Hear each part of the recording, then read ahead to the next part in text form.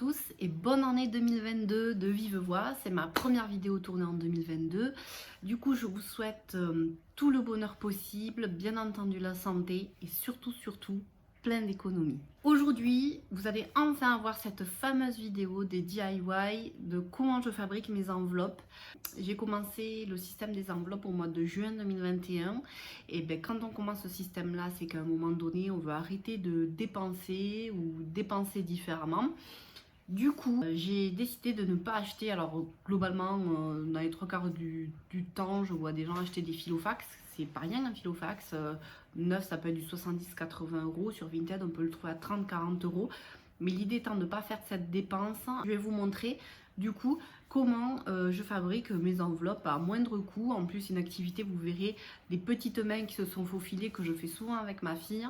Ça permet de passer des week-ends pluvieux à faire des activités ensemble. Je vous laisse donc avec la vidéo. Les prix seront détaillés. Et si vous avez des questions, n'hésitez pas, je vous expliquerai tout ça.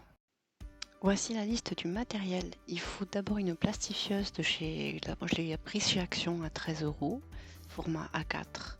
Donc elle est assez simple, elle fonctionne bien. Un sachet de 20 feuilles spécial pour la plastifieuse qui nous permettra de créer des enveloppes. Une planche de stickers, alors moi je l'avais mais c'est en moyenne, il faut compter 1 euro. Une règle que j'avais déjà aussi. Un crayon à papier. Un bloc de 20 feuilles cartonnées de chez Action, donc ça coûte 2 euros pareil en moyenne en fonction des motifs et des formats. Donc là j'ai pas pris le bloc A4 avec un motif par feuille mais une multitude de motifs par feuille. Il y a plusieurs formats aussi, ce qui me permettra je pense de trouver le format que j'utilise directement pour mes enveloppes. Sans compter ce que j'avais déjà, nous en avons donc là pour 18 euros. Une fois le motif choisi, donc on découpe minutieusement ce dernier. Moi j'ai fait le choix de prendre j'avais déjà fait des enveloppes, donc de prendre le format des enveloppes que j'avais déjà faites. Sinon bien entendu, il faut mesurer la taille du filofax, la taille des enveloppes, la taille de votre contenant. Et donc avec la règle et le crayon à papier, dessiner sur le motif choisi le dimensionnement dont vous avez besoin. Il se trouve que là, le format correspond parfaitement à une enveloppe, une petite enveloppe, mais qui correspond pour moi à la partie santé ou l'enveloppe extra. En plus, la partie du haut est détachable, ce qui facilite le travail et le rend un petit peu plus rapide. Donc me voilà avec la face avant et la face arrière. On recommence avec un nouveau motif. Donc une nouvelle fois, donc là le format sera différent. J'aime bien avoir plusieurs formats d'enveloppe dans ma pochette transparente parce que ça me permet aussi de les repérer plus facilement. Donc à chaque fois j'en coupe deux, il y a un motif on va dire mat et un motif un peu brillant. Comme ça me fait deux faces différentes. Je trouvais ça plus girly, plus sympa. Je recommence donc l'opération autant de fois que j'ai besoin d'enveloppe.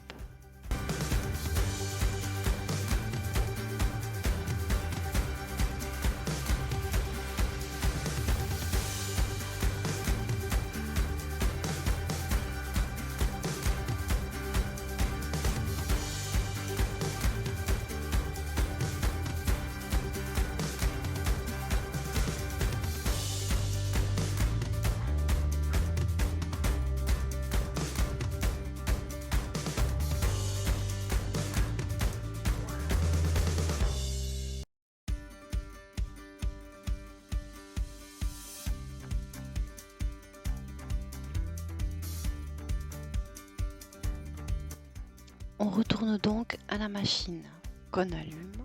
Donc il y a le voyant rouge qui s'est allumé parce que c'est une machine qui a besoin donc de chauffer.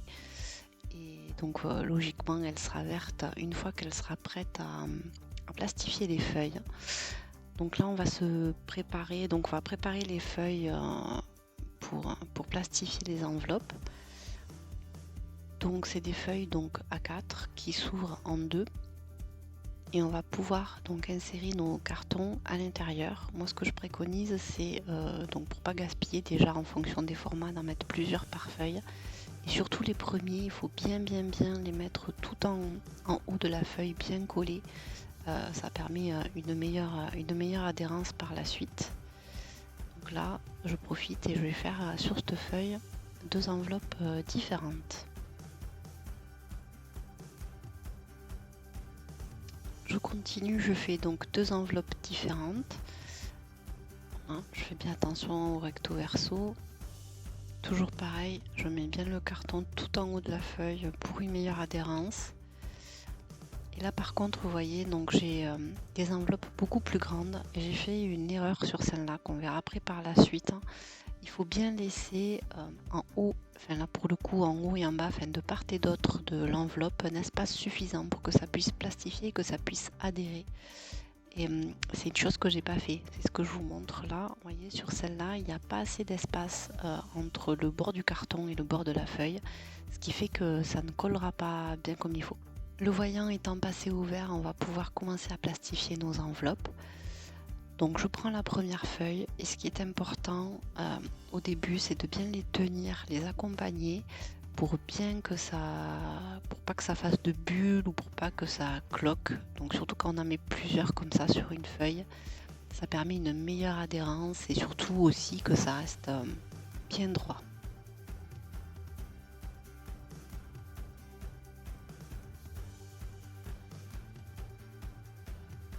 Je les passe souvent 2 fois, dans 2 sens différents même parfois, pour vraiment finaliser l'accroche.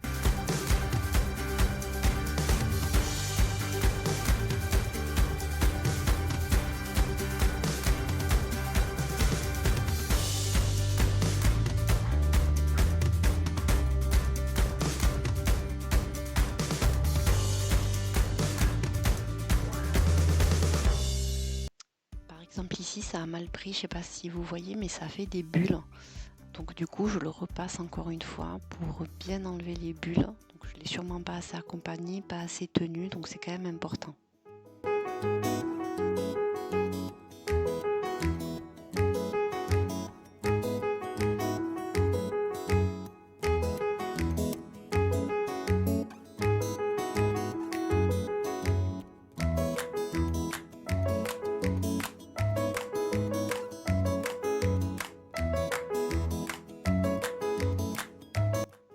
On passe à la découpe des enveloppes. Donc je prends ma feuille plastifiée, je vais les séparer, donc je coupe au centre. Et ensuite, une fois que j'ai mon enveloppe donc individuelle, j'ajuste les bords dans un premier temps. Donc attention toujours de ne pas couper trop près du bord. Voilà, je fais attention parce que sinon ça enlève la plastification, le fait que le plastique est adhéré au carton, ça fait une bulle d'air et du coup il n'y a plus d'intérêt, il n'y a plus d'enveloppe. Et ensuite, ce qui est très important, comme je vous montre là, pour pouvoir faire l'ouverture, il faut donc couper au ras cette fois-ci, justement, pour créer l'ouverture. Alors moi, c'est vrai que je découpe toujours un petit peu de carton en même temps, comme ça je suis sûre de faire une bonne ouverture. Et là, donc là c'est le bord collé, et là c'est le bord donc ouvert. Et mon enveloppe est donc prête. Donc je recommence avec une nouvelle enveloppe, donc je coupe bien les bords, je fais bien attention à laisser une marge suffisante en bas pour que l'adhérence reste. Et ensuite une nouvelle fois, voilà, je vous montre donc le bord et je coupe bien au bord pour faire l'ouverture sur le haut de l'enveloppe. Je vous ai dit tout à l'heure que cette enveloppe, cette plastification était un peu juste niveau taille. En fait, elle passe, c'est une autre. Donc j'ai dû refaire sur une page A4 entière pour que l'adhérence puisse se faire. Celle-là, elle fonctionne bien, comme vous pouvez le voir. C'est tout juste, mais ça fonctionne bien. Donc là, je vous montre une future enveloppe qui a des bulles d'air. Je ne sais pas si on les voit bien, on les a vues tout à l'heure quand j'étais en train de les plastifier. Il y en a qui sont parties, mais pas toutes. Et forcément, mais s'il y a des bulles d'air, du coup, comme je vous expliquais tout à l'heure, l'adhérence ne se fait pas. Donc ce que je vais faire, c'est que je vais découper les bords pour la taille souhaitée pour mon enveloppe. Et je vais la repasser à la plastifieuse pour que cette fois-ci, donc l'air parte des bulles et qu'elles puissent se recoller et que l'adhérence puisse se faire. Pendant ce temps-là, j'en profite pour préparer une nouvelle enveloppe.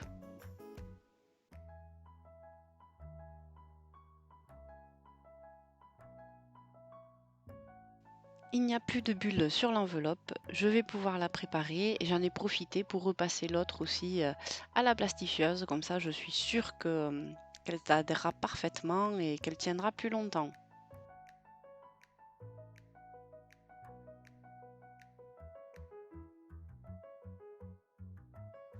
Une fois les enveloppes prêtes, je passe du coup à la customisation.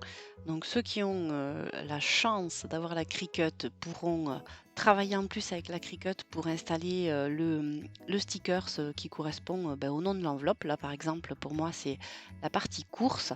Moi je fais avec les moyens du bord, c'est-à-dire une planche de stickers que j'avais déjà, que j'ai eu sur toute autre chose. Donc à vous de faire travailler votre imagination et d'installer le sticker que vous souhaitez le plus droit possible, voilà, à votre goût et à votre façon.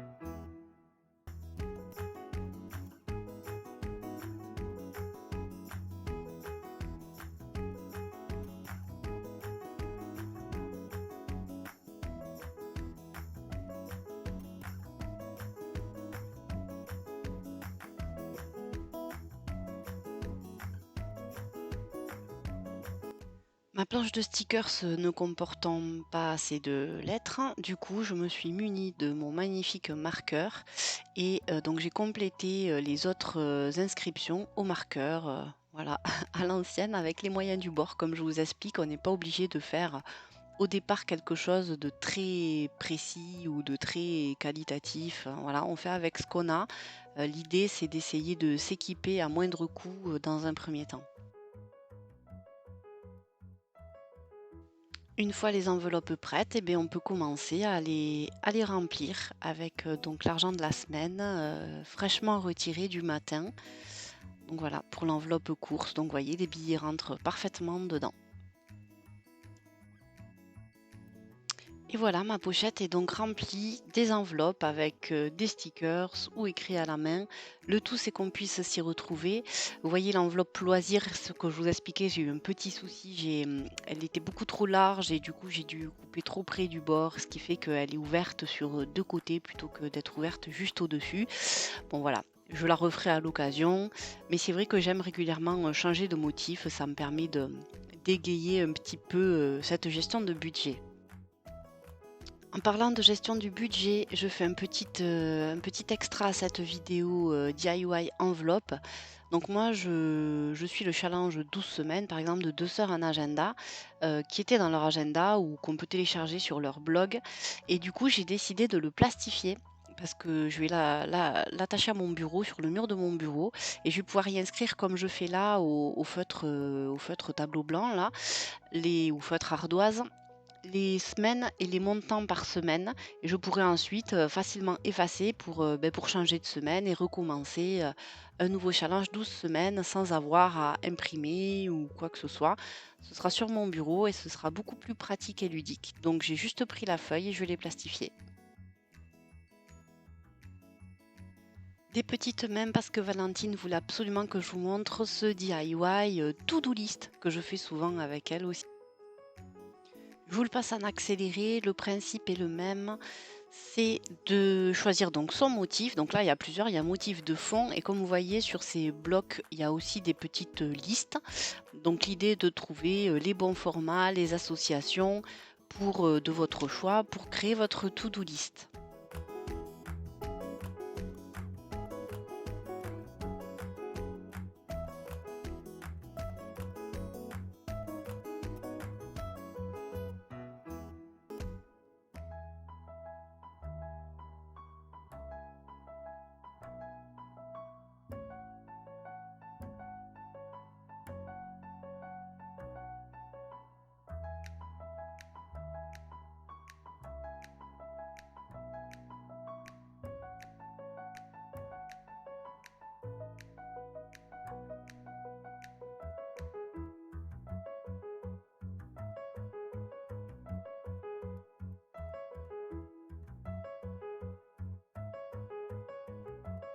Une fois plastifié, il faut découper les bords, pas trop près parce qu'il n'y a pas d'ouverture. Vous le customisez comme vous voulez. La petite to-do list est prête, vous pouvez l'accrocher où vous souhaitez et ça permet une nouvelle fois de pouvoir effacer, recommencer. C'est personnalisé, c'est une activité à faire avec ses enfants, c'est parfait.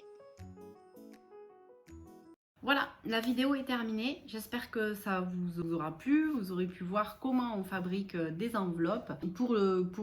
Pour commencer, en tout cas pour débuter, moi ça fait déjà 6 mois que j'ai ce système.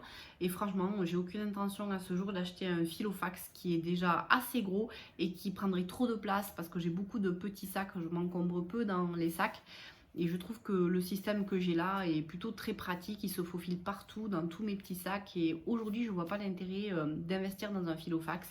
Par contre, ce que je fais régulièrement pour changer, je change les cartons, je change les supports d'enveloppe, enfin les motifs on va dire des enveloppes par saison, par envie, pour faire une activité aussi. Donc il m'arrive régulièrement de les modifier. N'hésitez pas à me poser des questions si vous en avez. Puis je vous dis à très bientôt pour une prochaine vidéo.